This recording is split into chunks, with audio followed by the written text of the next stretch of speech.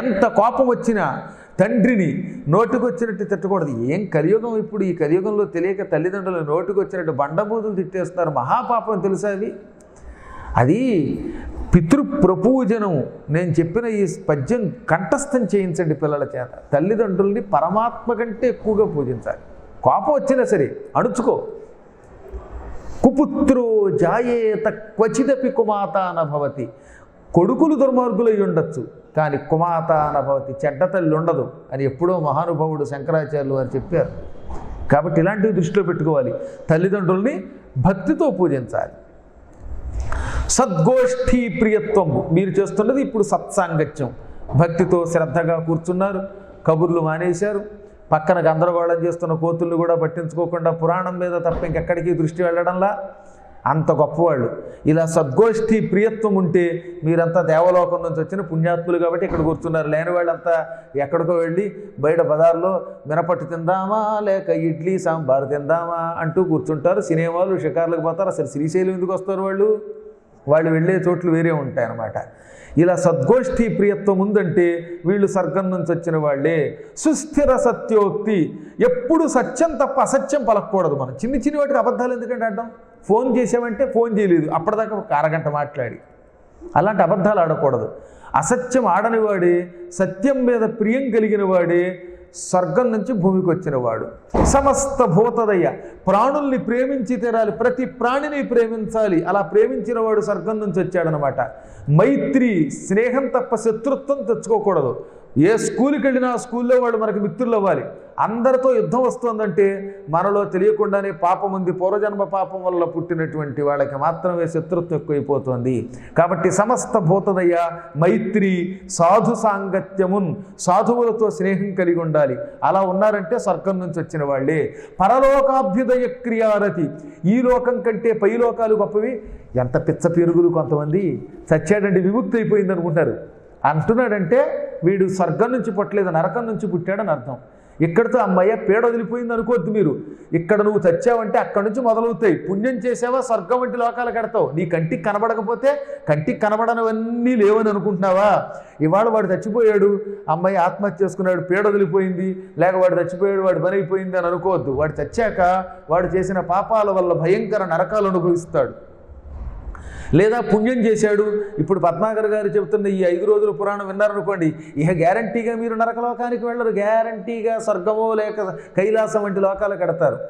అలా వెళ్ళి తీరతారు. దీనికి పరలోక అభ్యుదయ క్రియారతి.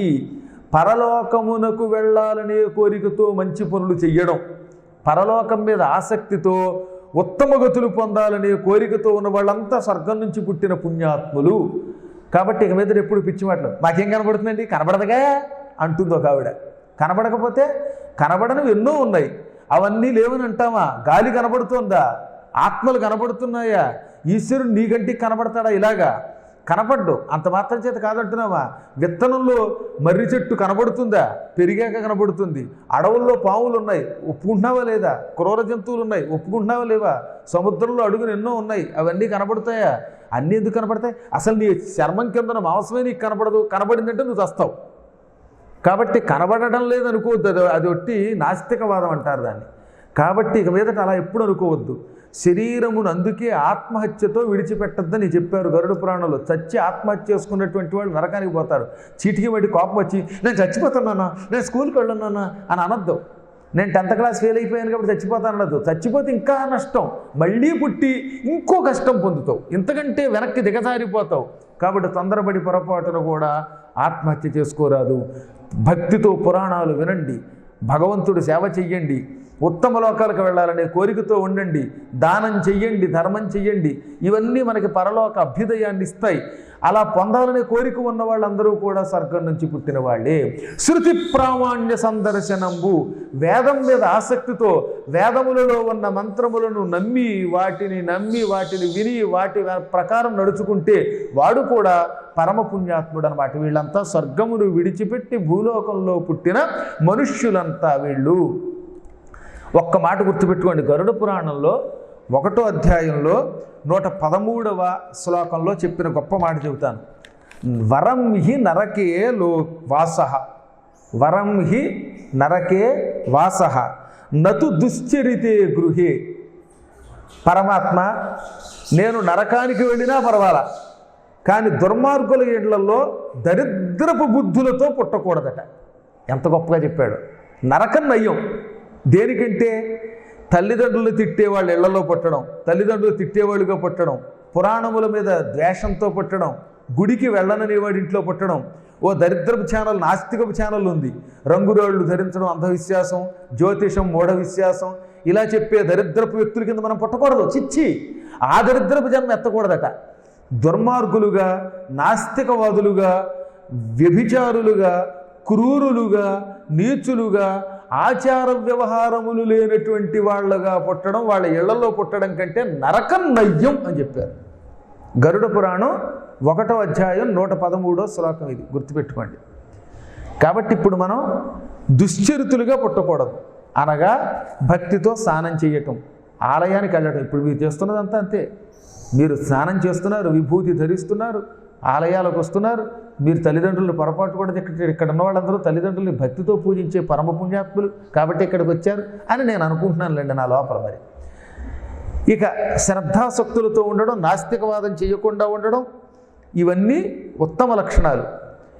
కుగృహాత్ న నివర్తతే నరకాత్ క్షీయతే పాపం. ఎందుకు నరకంలోకి వెళ్ళడం నయం ఈ దుర్మార్గుల ఇళ్లలో పుట్టడం కంటే అంటే, నరకానికి వెళ్ళి అక్కడ యమదూతల వల్ల శిక్షలు అనుభవిస్తే మన పాపం పోతుంది. నరకానికి ఎందుకు వెడుతున్నాం అంటే మన పాపం పోగొట్టుకోవడానికి. నరకంలో యముడు వేసిన శిక్షలు అనుభవిస్తే అప్పటి వరకు చేసిన పాపాలు పోతాయి. అందుకని నరకాత్ క్షీయతే పాపం.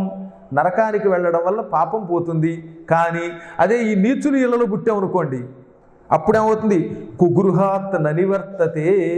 దుర్మార్గుల ఇళ్లలో పుడితే, పాపాత్ముల ఇళ్లలో పుడితే, దుశ్చరిత్రుల ఇళ్లలో పుడితే, నాస్తికవాదుల ఇళ్లలో పుడితే, జ్యోతిషము, ఈ రాళ్ళు మొదలైనటువంటి వాటిని నమ్మనటువంటి పరమ నాస్తికవాదుల ఇళ్లలో పుడితే పాపం పెరుగుతుంది, తరగదు. అందుకని పాపాత్ముల ఇళ్లలో పుట్టకూడదు. అందుకని పరమాత్మని ఏమను కోరుకోవాలో చెప్పాడు భగవంతుడు వాసుదేవుడు. ఈశ్వర, నేను నీకు నమస్కరిస్తున్నాను, దండం పెడుతున్నాను, నన్ను నీచుల ఇళ్లలో పుట్టించుకో. ఇదిగో ఇలా పురాణం వినేవాళ్ళు, అర్చన చేసేవాళ్ళు, చక్కగా శివుడి పూజ చేయడానికి పాఠశాలలో చదువుకునేవాళ్ళు, గురువుగారిని డ్రైవింగ్ చేసి తీసుకెళ్లేవాళ్ళు, గురువుగారి పురాణం జరుగుతున్నప్పుడు కోతులు అల్లరి చేయకుండా గింటేవాళ్ళు, ఇలాంటి పుణ్యాత్ముల ఇళ్లలో పుట్టేలా చెయ్యి. పాపాత్ముల ఇళ్లలో, నాస్తికవాదుల ఇళ్లలో మాత్రం పుట్టకుండా చెయ్యి. అక్కడ పుడితే పాపాలు పెరుగుతాయి, ఇక్కడికి వస్తే పాపాలు తరుగుతాయి. ఇంతకంటే నరకం నయ్యం అన్నారు. తెలుసో తెలియకో మీరందరూ అలాంటి పవిత్ర కార్యక్రమాల్లో ఉన్నారు. అంటే దుర్లభమైనటువంటి పరమేశ్వర సేవ చేసే పుణ్యాత్ముల ఇళ్లలో పుట్టారు కాబట్టి మీకు యోగం పట్టింది. నాస్తికవాదుల ఇళ్లలో పుట్టలేదని సంతోషించండి అంతే. ఇంతకంటే నరకం నయం అన్నాడు. ఈ విధంగా భృంగిరిటి యొక్క పరమ పవిత్రమైన చరిత్రని మనం చెప్పుకున్నాం. శివరాత్రి మహిమ అంటారు దీనిని. గరుడ పురాణంలో ఉత్తమ ఘట్టం. రేపటి నుంచి ఇంకా ఎన్నో విశేషాలు గరుత్మంతుడికి భగవంతుడికి మధ్యలో జరిగిన సంభాషణలో ఎలాంటి వాడు సుఖంగా చచ్చిపోతాడు, ఎలాంటి వాడు చివరి రోజులో నష్టం పోతాడు, ఎవడికి పవిత్ర జన్మ వస్తుంది, ఎవడికి అపవిత్ర జన్మ వస్తుంది, భూమి మీద ఉన్నంతకాలం భోగాలు అనుభవించి మోక్షం పొందాలంటే ఏం చేయాలి, ఇవన్నీ వస్తాయి. ఇంకా 3 రోజుల కార్యక్రమం ఉన్నది. 2 రోజులు గడిచింది. నిజంగా ఆ మల్లికార్జునుడి యొక్క అనుగ్రహంతో అమ్మవారి పాదాల దగ్గర ఈ పవిత్ర ప్రాంగణంలో 5 రోజుల పాటు గరుడ పురాణం చెప్పే భాగ్యం నాకు, వినే భాగ్యం మీకు కలిగించినటువంటి భ్రమరాంబా సమేత మల్లికార్జున స్వామి వారికి మనం ధన్యవాదాలు చెప్పి నమస్కారం చేసుకుందాం. నమః పార్వతీపతయే హర హర మహాదేవ. ఓం నమః శివాయ, ఓం నమః శివాయ, ఓం నమః శివాయ. రేపు కూడా ఇలాగ 6:30కి చెప్పుకుందాం. స్వస్తి ప్రజాభ్య పరిపాలయంతాం న్యాయ్యేన మార్గేణ మహీం మహిషాః గోబ్రాహ్మణేభ్యः శుభమస్తు నిత్యం. లోకాః సమస్తాః సుఖినో భవంతు.